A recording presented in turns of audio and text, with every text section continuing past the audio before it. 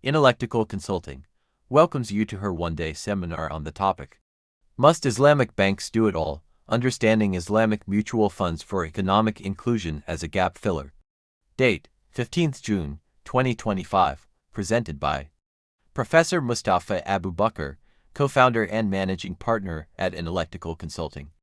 Department of Finance, Ahmadu Bello University, Zaria-Nigeria. Outline of presentation. Objectives of the presentation. Gaps in Islamic banking for Islamic mutual investment funds. Introduction, background, types of Islamic mutual funds. Equity funds, Ijara funds. Commodity funds, Al-Murabaha funds. REIT Islamic fund, mixed hybrid funds, next training. Objectives of the presentation, clarify the role of Islamic banks. Introduce Islamic mutual funds, identify gaps in the Islamic finance ecosystem. Position Islamic mutual funds as a complementary solution.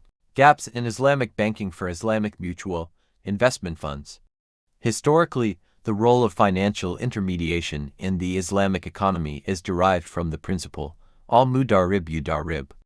It can be interpreted as whoever raises funds on the basis of profit sharing should do same by offering them to users on the same basis. Indeed, this practice has existed in Muslim society since the early days of Islam, when most caravan goods were financed by the mudarraba mode of transaction.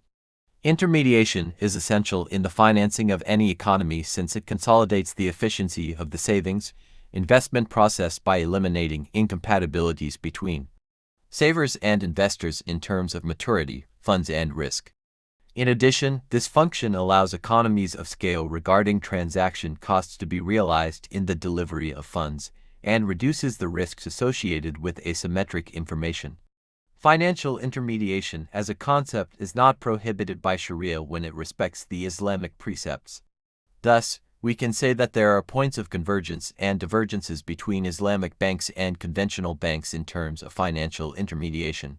Introduction, background.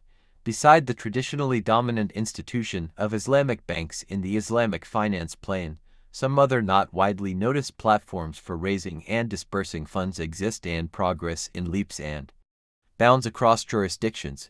One of such is the Islamic investment funds in different structures and for varying purposes. Islamic investment funds IFs, also called Islamic mutual funds. IMFs or Sharia-compliant investment funds. SCIFs are investment funds governed by the requirements of Sharia principles and rules. Islamic investment fund commonly refers to a joint pool wherein the investors contribute their surplus money for the purpose of investment to earn halal profits in strict conformity with the precepts of Islamic Sharia. The subscribers to the fund may receive a document that certifies their subscription, entitling them to profits after investment in the fund.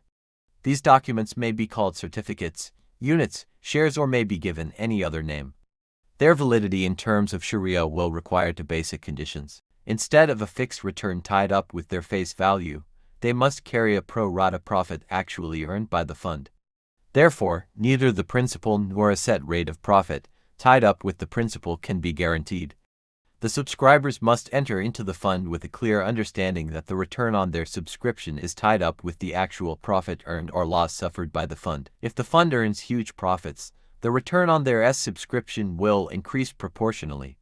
However, in case the fund suffers loss, they will have to share it also, unless the loss is caused by negligence or mismanagement, in which case the management, and not the fund, will be liable to compensate it. The amount so pooled must be invested in a business acceptable to Sharia. This means that not only the channels of investment but also the terms agreed for them must conform to Islamic principles.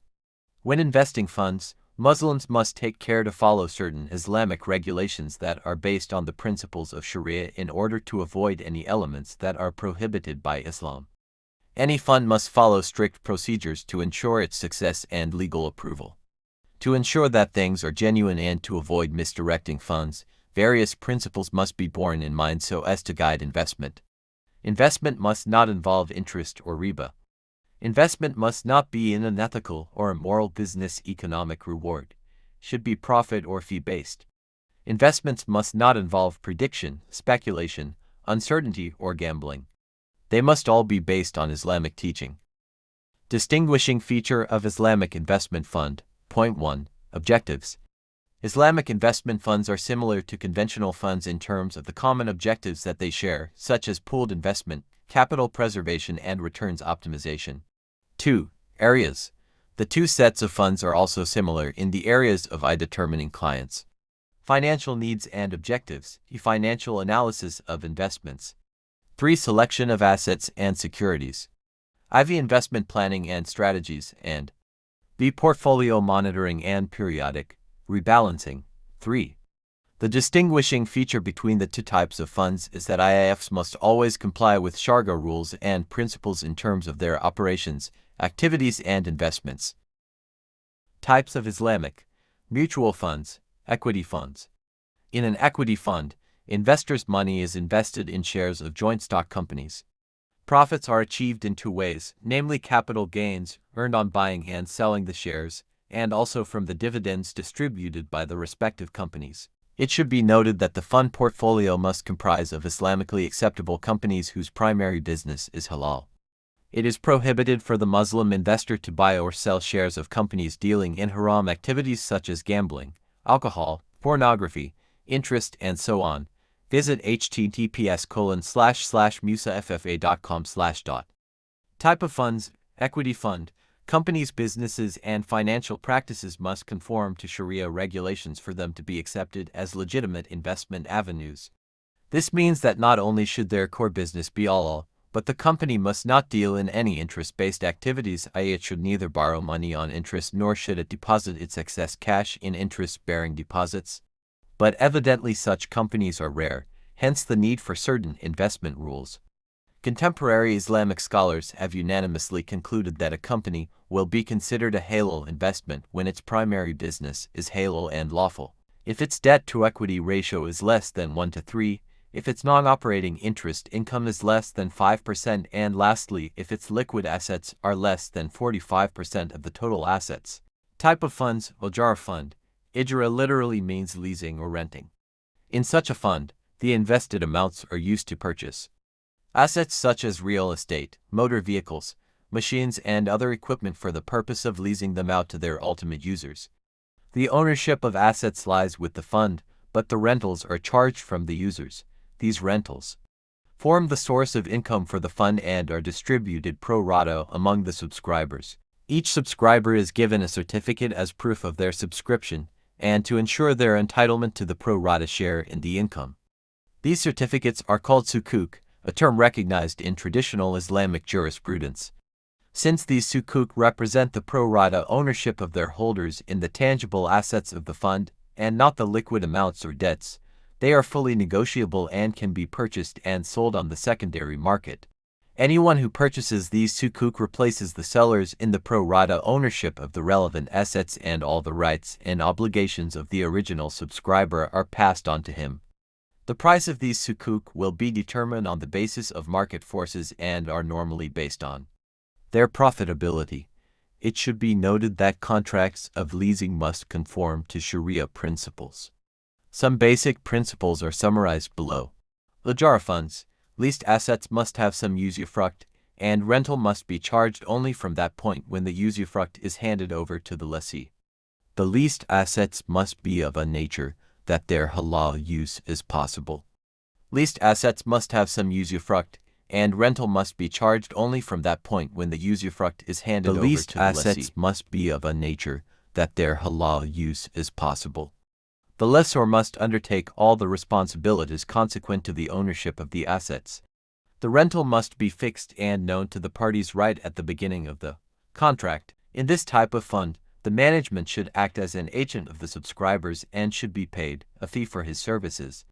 The management fee may be a fixed amount or a proportion of the rentals received. Most Muslim jurists are of the view that such a fund cannot be created based on mudarabah, because according to them mudarabah is restricted to the sale of commodities and does not extend to the business of services and leases. However, in the Hanbali school, mudarabah can apply to services and leases also. Types of funds. Commodity funds. In a commodity fund, the subscription amounts are used in purchasing different commodities for the purpose of resale. Such commodities can be precious metals, gold and silver, oil and gas, agricultural goods, livestock, Besides direct holdings of commodities, fund can be invested in stocks of companies involved in the commodity market, e.g., gold mining companies. Any profits generated from the sale of the commodity forms income of the fund and are distributed pro rata among the subscribers. In order to make this fund acceptable under Sharia, it is necessary that all the rules governing the transactions are fully complied with. For example, the commodity must be owned by the seller at the time of sale. Therefore, short sales, where a person sells a commodity before he owns it, are not allowed in Sharia. Forward sales are not allowed, except in the case of salam and istisna. The commodities must be halal. Therefore, it is not permissible to deal in alcohol, pork, or other Islamically prohibited materials. The seller must have physical or constructive possession of the commodity he wants to sell. Constructive possession includes any act by which the risk of the commodity is passed on to the purchaser. The price of the commodity must be fixed and known to all parties. Any price that is uncertain or is tied up with an uncertain event renders the sale invalid. All murabaha funds. All murabaha is a specific kind of sale where the commodities are sold on a cost-plus basis. If a fund is created to undertake this kind of sale, should be a closed-end fund and its units cannot be negotiable in a secondary market. The reason for this is that in the case of murabaha, as undertaken by present financial institutions, commodities are sold to clients immediately after their purchase from the original supplier, while the price being on deferred payment basis becomes a debt payable by the client. Therefore, a portfolio in murabaha does not own any tangible assets. Rather, it comprises either cash or the receivable debts, and both these things are not negotiable, as explained earlier. If they are exchanged for money, it must be at par value. REIT Islamic Fund. Another type of Islamic fund may be REIT Fund for deployment in jar-based activities. In this fund, the subscription amounts are used to purchase assets like real estate, motor vehicles, or other equipment for the purpose of leasing them out to their ultimate users. The ownership of these assets remains with the fund and the rentals are charged from the users. These rentals are the source of income for the fund, which is distributed prorated to the subscribers. Certificates evidencing subscription, which may be called sukuk, are given to subscribers of the fund. The sukuk represent the prorated ownership of their holders in the tangible assets of the fund. The tangible assets, not the liquid amounts or debts, are fully negotiable and can be sold and purchased in the secondary market. Anyone who purchases these sukuk replaces the sellers in the prorated ownership of the relevant assets, and all the rights and obligations of the original subscriber are passed on to him. Mixed funds or hybrid funds. Another type of Islamic fund may be of a nature where the subscription amount is employed in different types of investments, such as equities, leasing, commodities, and so forth. This may be called a mixed Islamic fund. In this case, if the tangible assets of the fund are more than 51% while the liquidity and debts are less than 50%, the units of the fund may be negotiable. However, if the proportion of liquidity and debts exceeds 50%, its units cannot be traded in, according to the majority of the contemporary scholars, so it must be a closed-end fund. Next training: how to manage an Islamic fund. Explore economic inclusion goals, examine case studies and real-world applications. Thank you for your attention. If you have any further questions or would like to explore opportunities to work together, please don't hesitate to reach out to us. Our contact information on Twitter, Instagram, and Facebook is Intellectical Consulting.